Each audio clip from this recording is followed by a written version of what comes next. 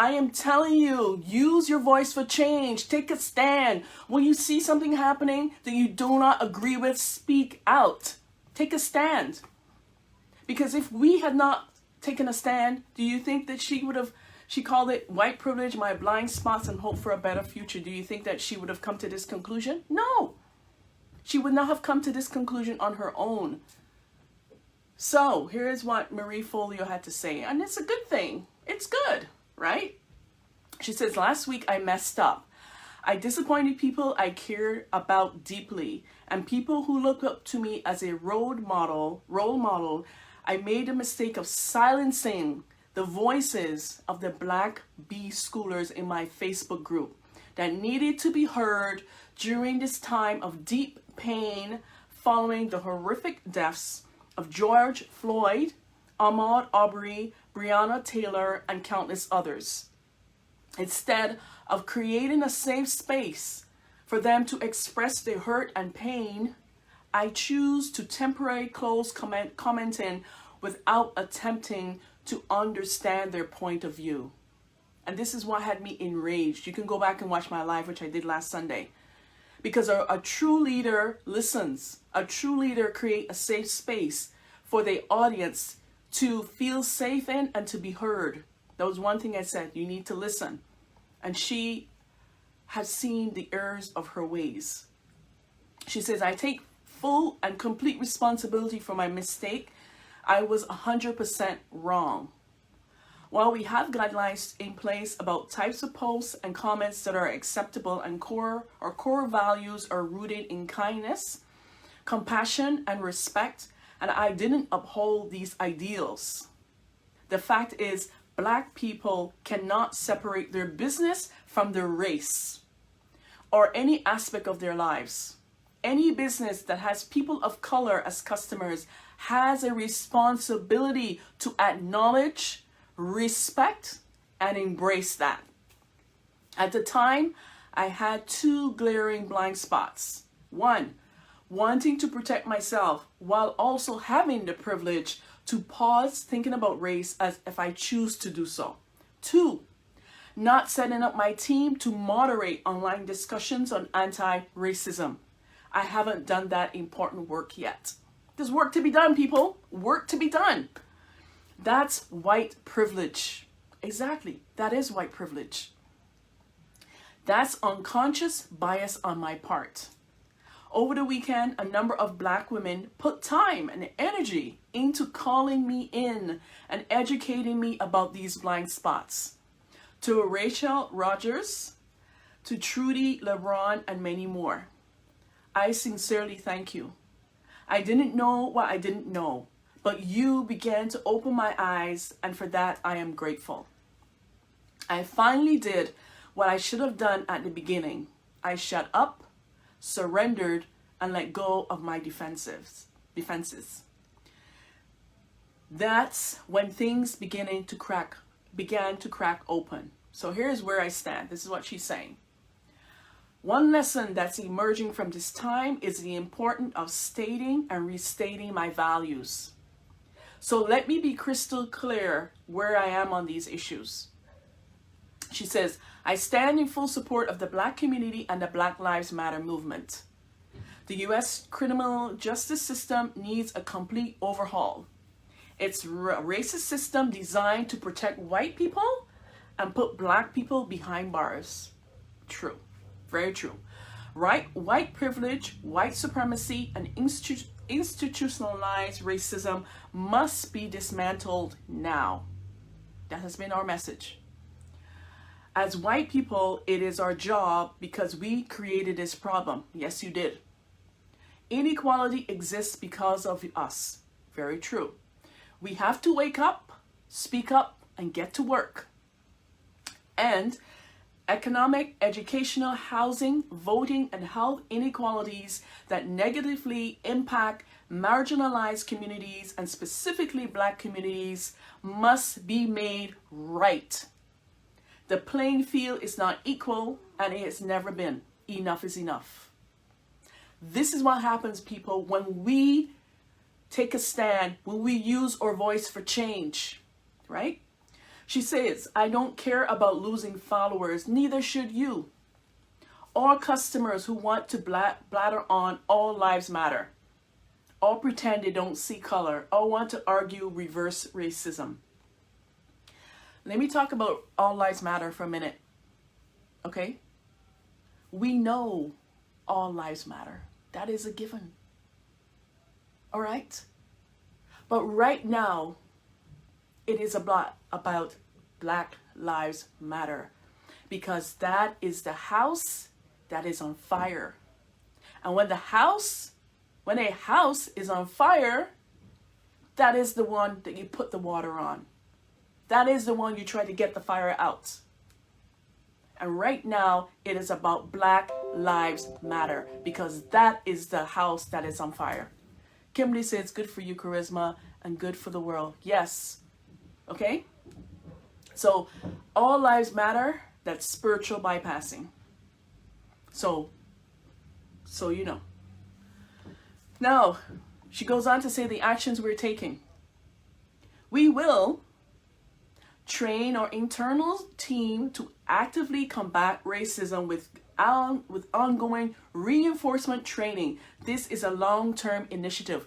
This is what I've been saying, my people, my white female allies, my white female business owners and leaders. It is time for you to revamp your business. Take action. Be committed to the change that you are seeing all around you and that you have taken a stand for. Because a true leader admits when they mess up. A true leader admits when they've made a mistake. And they're not afraid to say so. They're not afraid to look weak. Marie Folio have come to her senses. She's seen the errors of her ways. She's seen her blind spots. But she would not have seen those blind spots if we did not speak up about it. So they're also going to overhaul their management. We're going to overhaul our management, leadership, and hiring practices to recognize bias and increase the number of Black people on our team. This is what my workshop is all about. Next Thursday, be the leader that you're called to be. This is what we're talking about. Revamping your business. And recognizing the bias within your business and how you structure your business. Number 3, prioritize the health and well-being of our team, especially our Black team members. That might mean resting and having conversations. We want to be listened to. We want to be heard. We want to voice our pain, and we want to be able to do so in a safe place. Actively remove people from our B-Schoolers Facebook community who participate in racist behavior and dialogue. You're not going to tolerate it. And number 5, award at least 50% of our scholarship to B-School and a copy cure to business owned by BIPOC, which is Black interracial people of color. Support Black-owned businesses. It is time that you put your money where your mouth is. You said that you are for, you're for anti-racism. Support Black-owned businesses. Support Black female entrepreneurs and leaders. Support them. Invest into their programs. Sign up for their workshops. Listen to the value that they are putting into the marketplace. Learn from them. We have a lot to say. We have a lot to offer. Okay? So Marie Folio is awarding at least 50% of scholarship to B-School and a copy cure to business owners of Black, interracial, and people of color.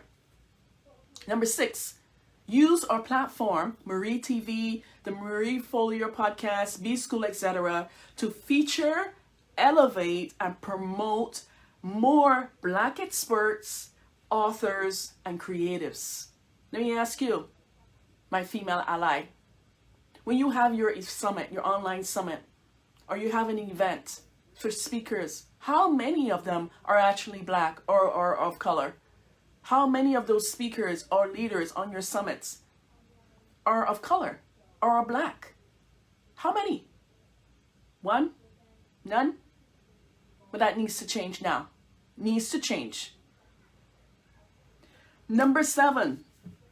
In B School and future training programs will amplify Black-owned businesses and elevate their voices, visibility, and success. Yes, yes, yes. And they will also, number 8, make a $50,000 donation to Color of Change. This is a great start, people.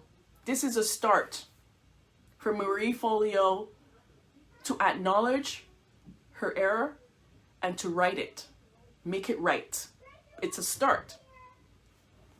That is her, this is our action plan of right now. I'm sure it will evolve as we learn, grow, and work closely with our community and team. So if you want to read the full conversation, head on over to mariefolio.com and read the full conversation there.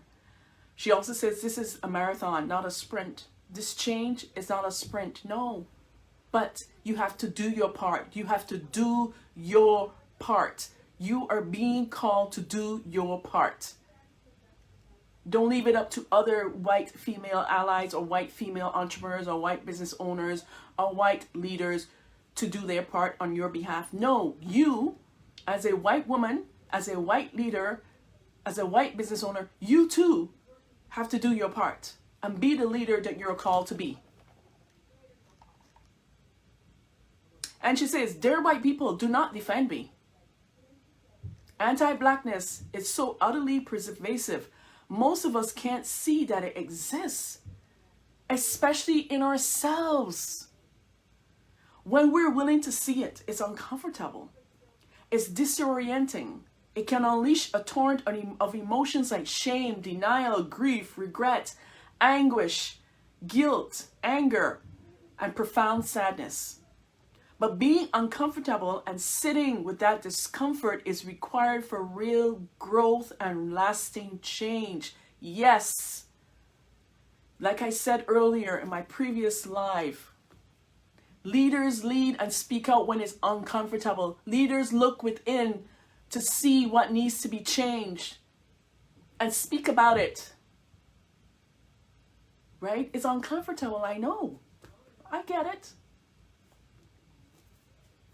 But growth doesn't come without some sort of, you feeling uncomfortable. It's the life. It's everything. There's also, when there's growth, there's also shedding. And sometimes it's really, really not comfortable. And that's okay. It's all part of life. And it's part of being a leader. Right? She says, to everyone reading this right now, whatever your race or ethnicity, with my whole heart, let's find ways to create a fair, just, and equitable world together. Together. There is no going back. There is only forward. Thank you, Marie Folio, for speaking up, for sharing where you've erred, and for righting wrongs that you did last week. Thank you.